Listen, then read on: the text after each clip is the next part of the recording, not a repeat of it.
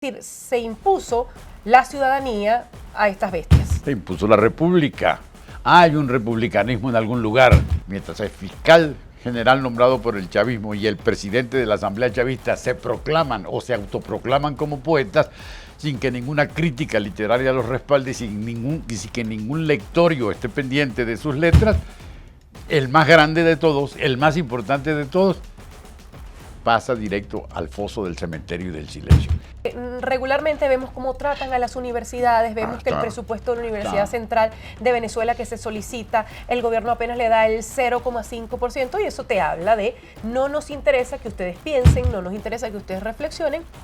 En este capítulo de la guerra entre la civilización y la barbarie, ganó la civilización, gracias a un modesto compañero de camino, profesor de la Universidad Central de 93 años de edad, llamado Rafael Cadena.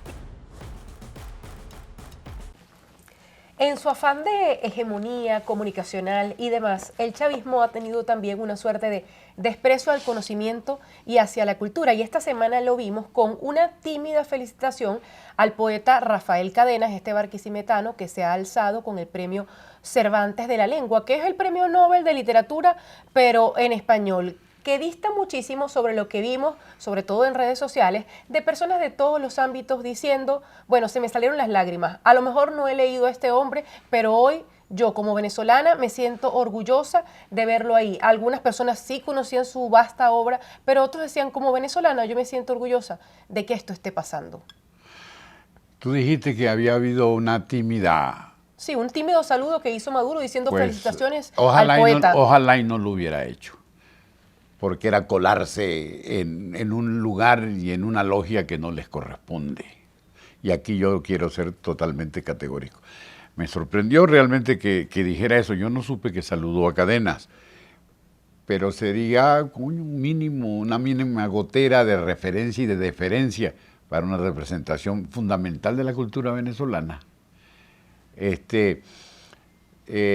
No sé si mencionaste, también lo dijiste, mucho regocijo por el premio de Cadenas.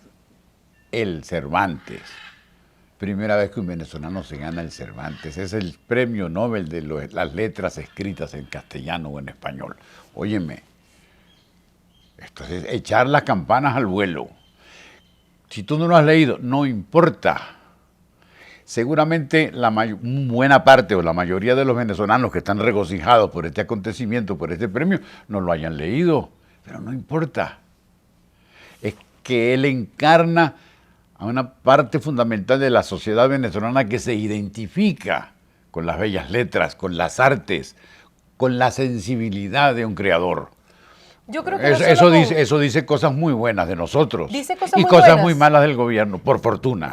Por fortuna estamos bien nosotros y mal ellos como siempre. Pero lo que te decía, era una cita textual de gente que yo leí en Twitter diciendo, no conozco su obra, pero hoy como venezolana me he emocionado al verlo con los Reyes de España recibiendo esta distinción. Y no porque sean los Reyes de España, es por el triunfo de nuestra civilidad frente al autoritarismo, frente a la bota, frente al mal hablar, frente a la orden, como siempre dicen, esto es una orden, esto viene de arriba, mi comandante. Es decir, se impuso la ciudadanía a estas bestias. Se impuso la república. Hay un republicanismo en algún lugar. No estamos desaparecidos, podemos renacer. Hay una cosa que se tiene que recalcar, pienso yo.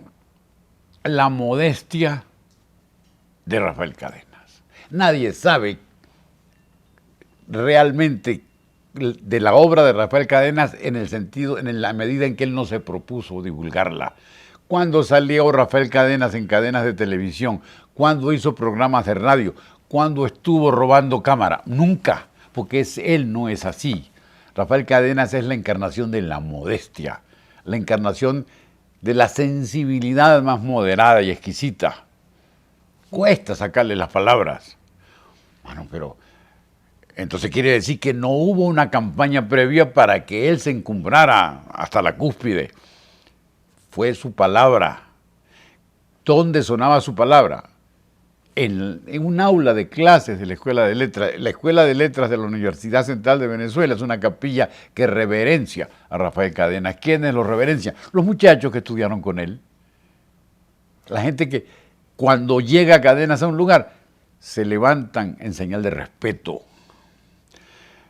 Él representa una parte de Venezuela que por fortuna todavía existe. Y ahora que dices la parte republicana propiamente dicha del país. más allá de sin insistir meternos en lo estético y en esas cosas que no es de nuestra incumbencia, porque ni tú ni yo somos críticos literarios. Somos lectores, por lo menos. Yo he leído mucho de Cadenas, pero nada más. Yo no puedo ponerme a escribir un texto diciendo esta poesía tiene estos méritos y estas cualidades. No, eso es asunto de los jurados. Pero para que ese premio llegue a la consideración de los jurados en España, para que esas obras, mejor dicho, lleguen a la consideración de los jurados en España, ha habido mucho trecho, ha habido mucha obra que nos aglomera y nos representa. Entonces la pregunta es la siguiente: ¿cómo es posible? ¿Cómo se explica la indiferencia del gobierno? Pero dijiste algo bueno, que nosotros no hemos sido indiferentes, Todo lo no contrario. hemos sido tímidos en regocijarnos sobre este reconocimiento. Pero ya va, que habías utilizado muchas veces la expresión republicana, pero más allá de república está la intelectualidad sigue existiendo, aunque parezca que, como te decía hace segundos, nos dominan las bestias y todo pareciera que aquí se acabó, se derrumbó, no queda nada y los que estamos aquí somos el repele de lo que, bueno, quedó con con este tsunami de despropósito que ha sido el chavismo. Bueno, sigue habiendo intelectuales, están mostrando su obra y no solo están mostrando su obra, nos están haciendo reflexionar y hacen ver que todo este desastre que hemos vivido, todas estas tristezas que nos han causado, todos estos golpes que nos ha dado el chavismo, un día son un bálsamo con una premiación o un reconocimiento de este tipo.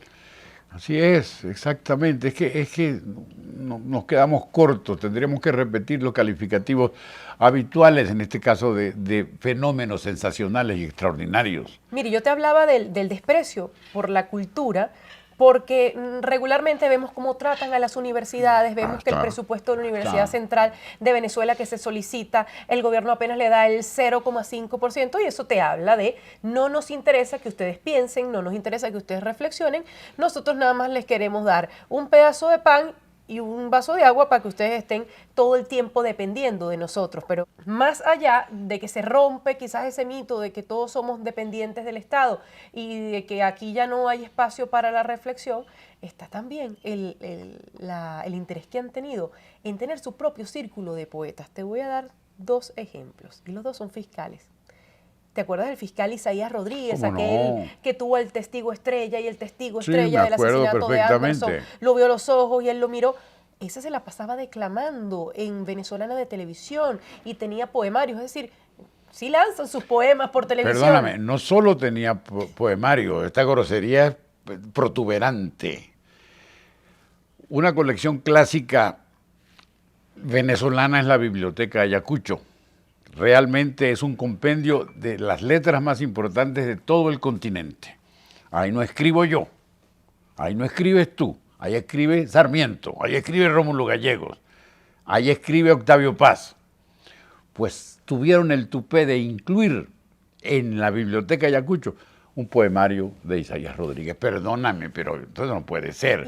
Eso no puede ser. Este es el problema. ¿Tú sabes lo que representa esto? Partiendo de lo que tú comentabas, me vino inmediatamente la idea.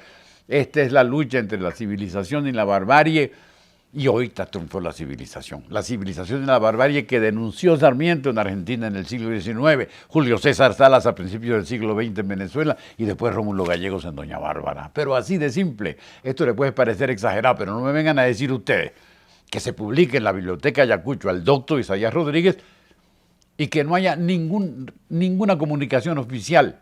Pero no solamente eso, en relación con el premio de Rafael Cadenas, que es el gran premio de las letras escritas en español.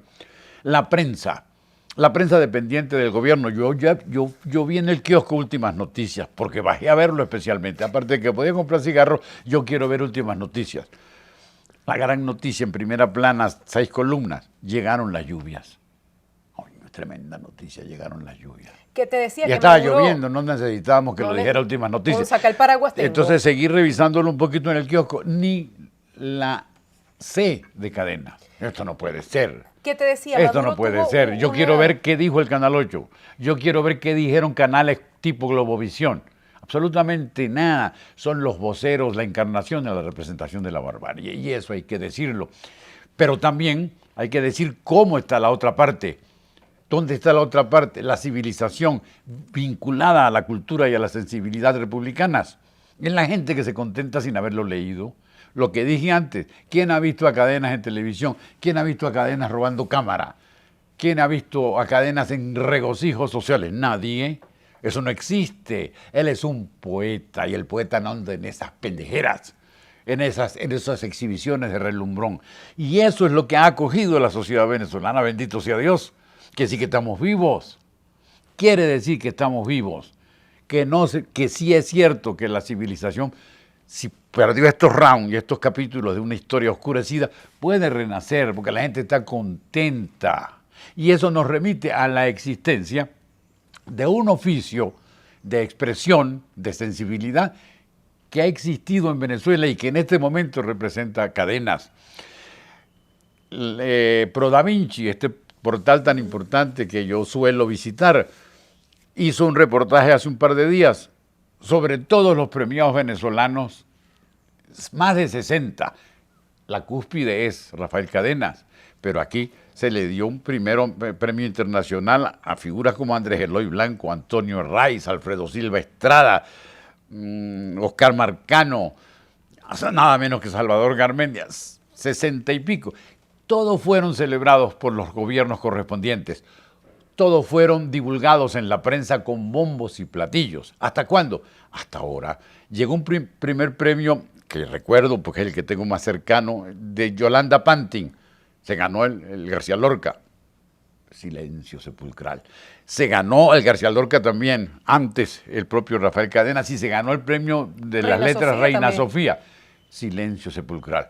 Óyeme, por el amor de Dios, mientras se publican a estos poetastros en la Biblioteca Ayacucho, mientras el fiscal general nombrado por el chavismo y el presidente de la Asamblea Chavista se proclaman o se autoproclaman como poetas, sin que ninguna crítica literaria los respalde, sin que ningún lectorio esté pendiente de sus letras, el más grande de todos, el más importante de todos, pasa directo al foso del cementerio y del silencio.